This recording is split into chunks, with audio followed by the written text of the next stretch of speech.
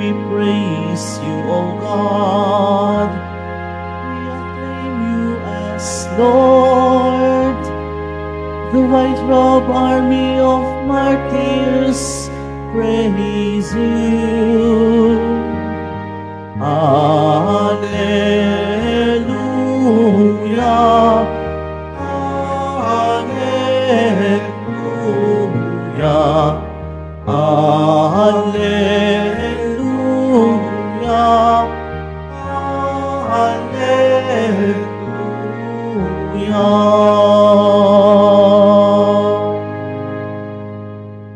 The Lord be with you. And with your spirit. A proclamation from the Holy Gospel according to Matthew.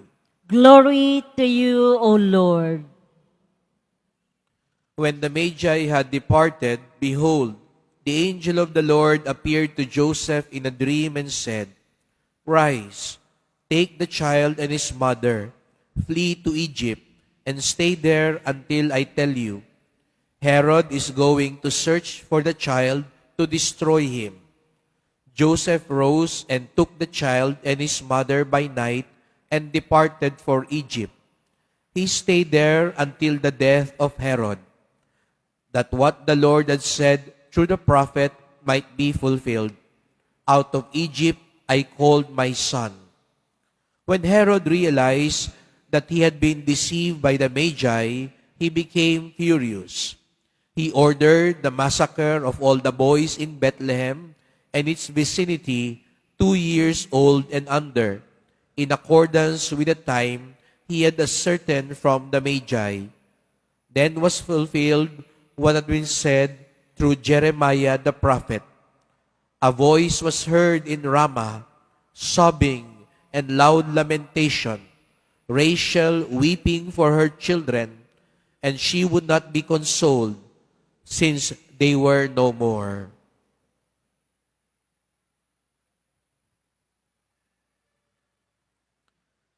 The Gospel of the Lord. Praise to you, Lord Jesus Christ. Please be seated. Good morning, dear sisters and brothers, and welcome to the Minor Basilica and National Shrine of Jesus Nazareno. And every Saturday, 10 a.m. Mass is dedicated to our pilgrims. That's why we call this a Pilgrim's Mass. And we hold this Mass in English also for our international devotees who join us online, especially the families of our OFWs who have already migrated there, especially their children who were already born there and perhaps are not anymore familiar with our Filipino language. Kaya para ito sa kanila, para din ang mga anak at apo nila na nasa ibang bansa ay magkaroon din ng debosyon sa ating mahal na pong Jesus Nazareno. I'm sure some of you are here to catch up. Hindi kayo nakahabol kahapon, huling Biyernes ng taon. Kaya ngayon ay nandito pa rin kayo upang magpasalamat sa ating mahal na pong Jesus Nazareno. Kaya bigyan natin ang ating mahal na Panginoon ng isang masigabong palakpakan.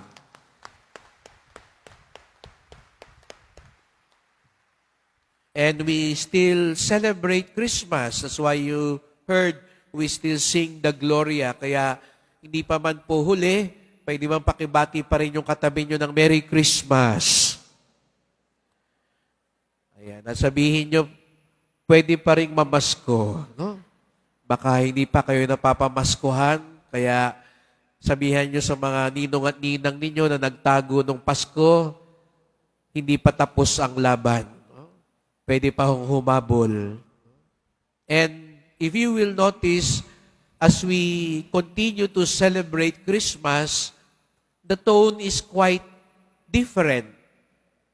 We celebrated Christmas with joy, with gladness. But if you notice, the past days, we celebrate Christmas with a different spirit. December 26, we celebrated the feast of Saint Stephen, the first martyr. And today, we celebrate the Holy Innocents. Kapapasko lang, kamatayan naman ang kasunod. Kamatayan ng unang martir, ngayon naman ang kamatayan ng mga inosente, ng mga batang nadamay, na pagkamalan dahil hinahanap ni Herodes si Jesus Nazareno. And it is a good reminder for us that when Jesus is rejected, people are affected. When Jesus is rejected, other people are affected. Dahil hindi ho mapaghihiwalay si Jesus sa ating kapwa. Di po ba sinabi ng Panginoon, ano man ang gawin mo sa iyong kapwa, lalo na sa mga maliliit, ganun din ang ginagawa ninyo sa akin. Kaya hindi natin pwedeng sabihin, deboto ako ng Nazareno, pero maramot ako. Kristiyano ako, pero hindi ko kayang magpatawad. Naniniwala ako kay Jesus, pero ayokong makipagkasundo. Nagdiriwang ako ng Pasko, pero ayokong mabigay at tumulong sa aking kapwa. That is an opposite spirit of Christmas. Because Jesus came not just for you or me, but for all of us, as the first reading reminds us. Kaya pala, pag tinatanggihan si Kristo, naalala niyo po nung Ebanghelyo nung Pasko, sabi, dumating siya, pero hindi siya nakilala at tinanggap ng kanyang bayan. Nakakalungkot, di po ba mga kapatid? Iniwan ni Jesus ang langit para sa atin, pero pagdating dito, tinanggihan naman siya, tinalikuran. Ipapanganak pa nga lang siya, tinataboy na siya. Kaya nga di ba meron tayong panuluyan? Nakakalungkot. Pero siguro sabihin natin, kung ako lang ang nandun, papapasukin ko si Jose at si Maria. Kung ako ang nandoon, sa mismong kwarto ko ipapanganak si Jesus. Dahil tatanggapin ko siya. Well, it is easy to say that, but the people at that time did not realize that Joseph and Mary were the bringers of Jesus.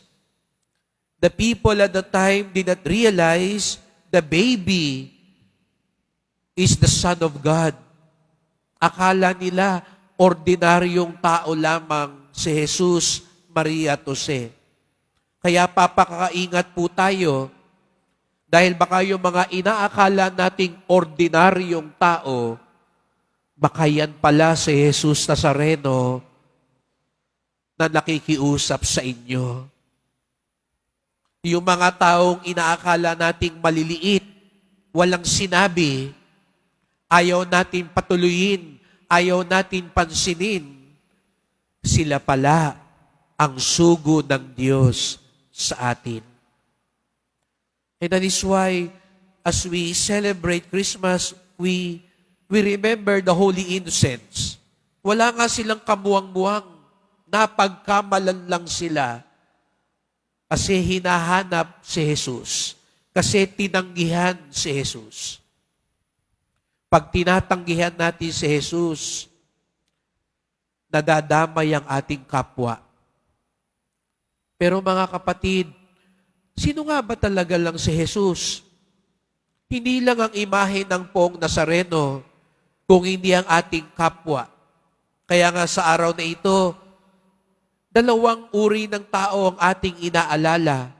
Una, yung mga inosente, nadadamay sa pagtanggi sa kabutihan.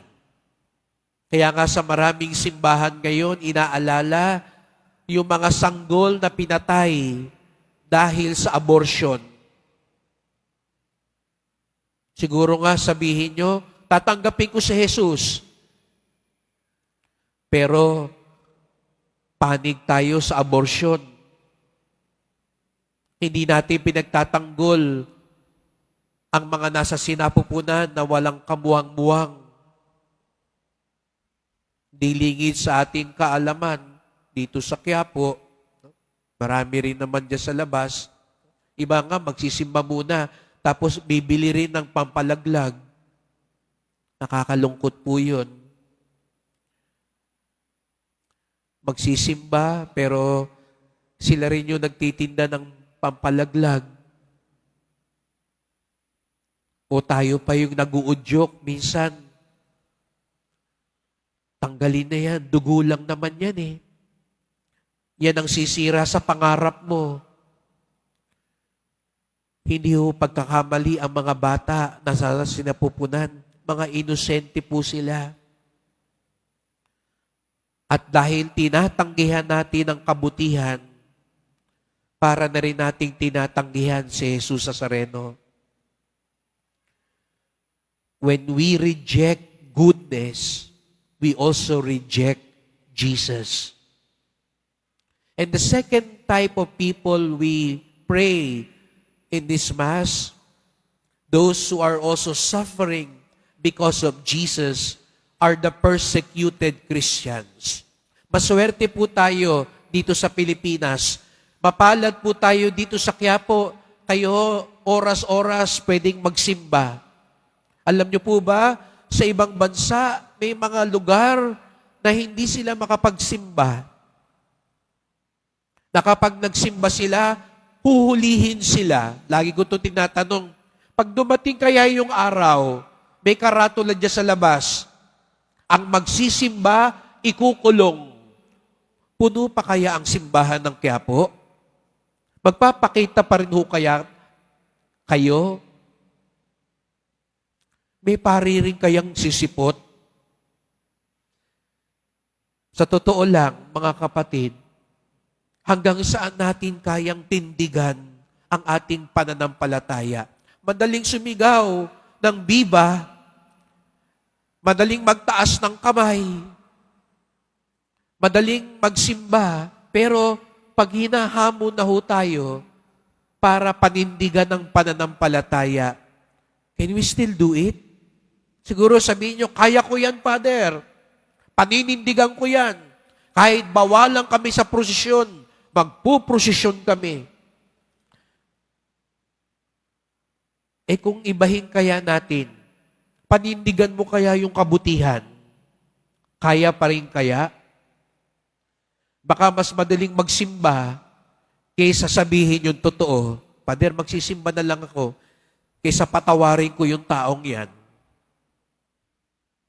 Father, maglalakad na lang ako ng paluhod kaysa pansinin ko yung kaaway ko. Father, mag-aabuloy na lang ako kaysa umuwi ako sa bahay namin, nakaaway ko yung mga tao doon. Ang ibig sabihin din po, pag pinaninindigan natin ang ating pananampalataya, hindi lang yung ating debosyon ang pinaninindigan natin, pinaninindigan din natin ang kabutihan. Kaya pag halimbawa ho, minumura ang Diyos, tahimik lang ba tayo? Tumatawa lang din ba tayo? Nakikipalakpak lang din ba tayo? Pag nilalait ang simbahan, titindig pa rin ba tayo? O sabihin natin, biro lang naman yan, hayaan na natin yan. Hanggang saan ba talaga tayo naninindigan sa ating pananampalataya? Marami tayo mga kapatid sa ibang bansa. Ang sumipot lang sa simbahan, parang hatol na ng kamatayan, pero gagawin nila yon. Ang manindigan sa kabutihan, gagawin nila kahit masira ang kanilang negosyo, kahit iwan sila ng mga kaibigan nila, paninindigan pa rin nila yon. Tayo kayang mga Pilipinong Katoliko, tayong mga nagsasabing deboto ni Jesus Nazareno, hanggang saan natin kaya siyang panindigan sa buhay.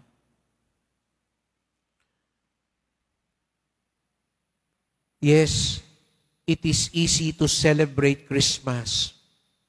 It is easy to say Merry Christmas. It is easy to celebrate parties and exchange gifts. But the next question is, can we really live up to our faith in the Christ child who was born that first Christmas? Kaya ba talaga natin hindi lang ipagdiwang, kung hindi panindigan ang pagmamahal natin kay Jesus? Hindi ba natin ipagpapalit si Jesus sa ibang mga gusto lang natin at pag-ibig dito sa mundo? Ikakasal ka, kaso hindi Katoliko yung ikakasal, yung minamahal mo, iiwan mo na lang ba ang simbahan? Okay lang, magpapabinyag na lang ako. Kasi mahal ko siya eh. Kahit na hindi na ako maging Katoliko, kahit magpa-convert na lang ako sa iba. Alam nyo, nakakalungkot. Ang mas madalas na nagko-convert, yung Katoliko. Yung madalas na bumabaliktad sa ngalan ng pag-ibig. Pero ganun ba? Mas mahal mo yung kasintahan mo kaysa sa Panginoon? Mas mahal mo siya kaysa kay Jesus Nazareno? Hanggang saan ba talaga ang pag-ibig natin? Sasabihin niyo, Father naman, kapapasko lang, seryoso naman lagi ang usapan. Kasi ganun talaga ang Pasko. Hindi lang party-party. Hindi lang yung mga palamuti. Kundi ang tunay na Pasko, ipinakita ni Jesus, gaano niya tayo kamahal. Nagkatawang tao siya. Bagamat siya'y Diyos, hinubad niya ang pagka-Diyos, tinalikuran niya ang lahat para sa atin. Ang sunod na tanong, kaya ba natin talikuran din ang lahat para sa Kanya? Ginawa niya ang lahat alang-alang sa pagmamahal sa atin. Magagawa din ba natin ang lahat alang-alang sa pagmamahal sa Kanya? Pag sa kaibuturan ng ating puso, masasabi natin, yes, Father, kaya ko yan. Then, we have all the right to say, Merry Christmas. We have all the right to celebrate Christmas because we are not just celebrating the love of God, we are continuing the love of God that has been poured into our hearts. Mahirap po. Sabi ko nga sa inyo, may pare kayang sisipot kung ipapahuli lahat ng pumunta sa simbahan. Mahirap po.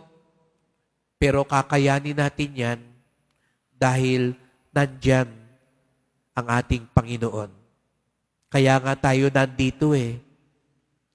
Dahil gusto natin siya ang ating maging lakas. Siya ang ating maging kapayapaan. Siya ang ating maging pag-asa.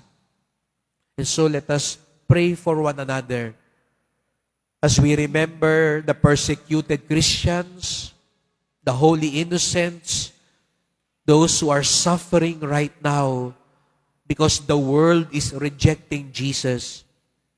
Let us pray that we may be part of that world that does not reject Jesus, but rather embrace Jesus and spread the love of Jesus to others.